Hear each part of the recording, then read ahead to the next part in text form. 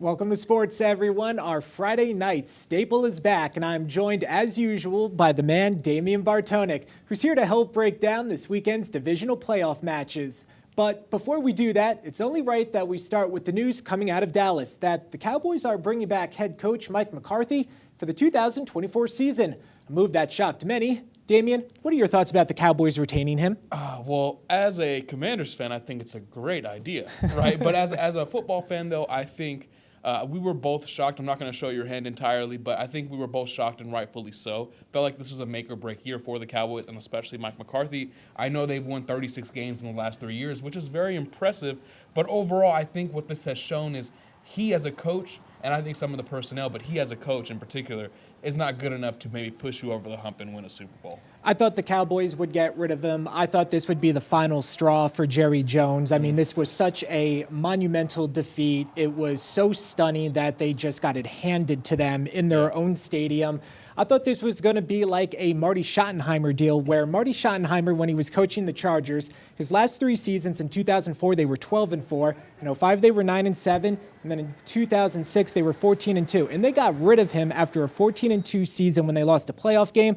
I thought it was going to be similar, but Jerry proved us wrong. Yeah, I think this was a very shocking move in the same breath that you did think that this was make or break, right?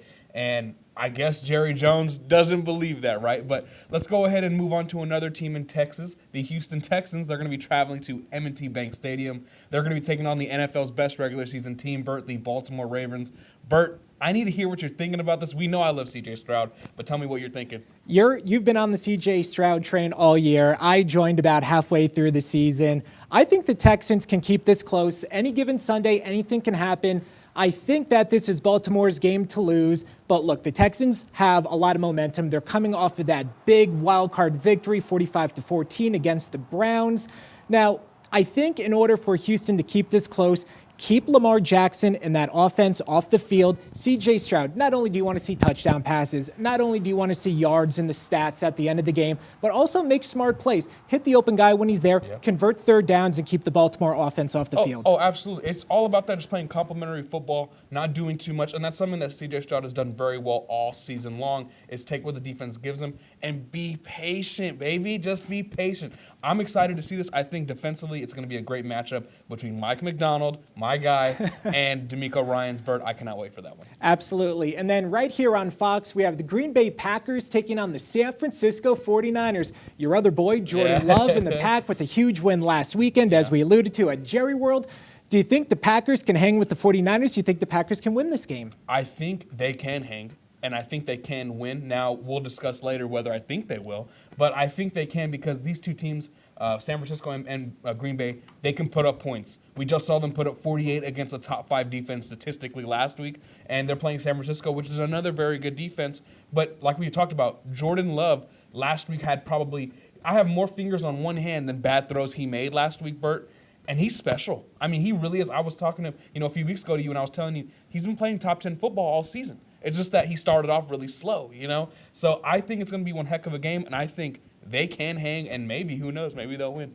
If you were to take the footage from last week and you put a 12 on Jordan Love's back, you would say he looks exactly like Aaron Rodgers, the way he contorts his body and the legs and the different angles that he's throwing from.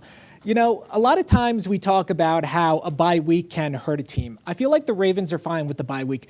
It's just something I'm feeling, but I feel like this extra time off kind of hurts San Francisco. That obviously plays into the hands of Green Bay. Any thoughts on that? Yeah, I could definitely see that being a factor just because, specifically with teams like San Francisco, they do like to play in rhythm, and they get in rhythm like that very fast. And whenever you're not playing for a week or 2 weeks, whatever the case may be, maybe your starters aren't playing, it's kind of hard to get that momentum again, get that rhythm again, especially with Kyle Shanahan's West Coast offense. It's going to be a little bit interesting to see how that works. And hey, who knows, man? It's any given Saturday or Sunday. That's right. And before we go, we think it's only right that we give you our game predictions. There are 2 teams currently favored by nearly double digits, but it's the NFL. And as you said, Damien, anything can happen. So let's go ahead and put those picks up on the screen. Damien, your picks are on the left. Explain. Okay, I got Baltimore and Houston being very, very close. I told you D'Amico Ryans, Mike McDonald, 2 excellent defensive minds, 24-16.